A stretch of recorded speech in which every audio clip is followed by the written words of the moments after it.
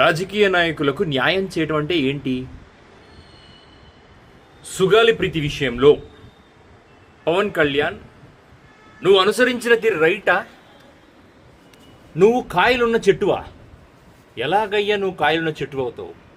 సుగాలి ప్రీతి bye మా రాయలసీమ అమ్మాయి, tribal అమ్మాయి స్కూల్లో చనిపోతే స్కూల్ యాజమాన్యం స్కూల్ ఎత్తేసుకొని రోడ్డున పడి తిరుగుతూ ఉన్నారు.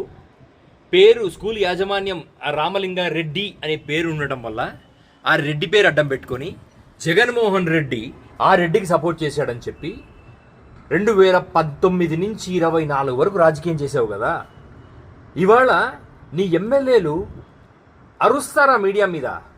బొలిశెట్టి శ్రీనివాస్ అండ్ విజయ్ కుమార్, మీరు ఎమ్మెల్యేలు అరుస్తున్నారండి వీళ్ళు మీడియా మీద. మేము ప్రీతికి అది చేశాం.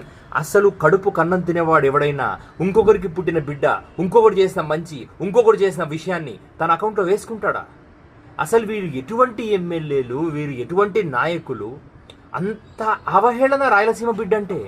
ఆ పాప కులాన్ని, ఆ పాప జాతిని, ఆ పాపను ఇష్టం వచ్చినట్టు రాజకీయంగా ఎక్స్ప్లాయిట్ చేసి అధికారంలోకి వచ్చిన తర్వాత, న్యాయం చేస్తానని హామీ చేసి అధికారంలోకి వచ్చిన తర్వాత ఈవేళ నువ్వు చాలా సింపుల్గా నేను చేయాల్సిన న్యాయం చేశాను, బాబుకు చెప్పాను, అనితకు చెప్పాను.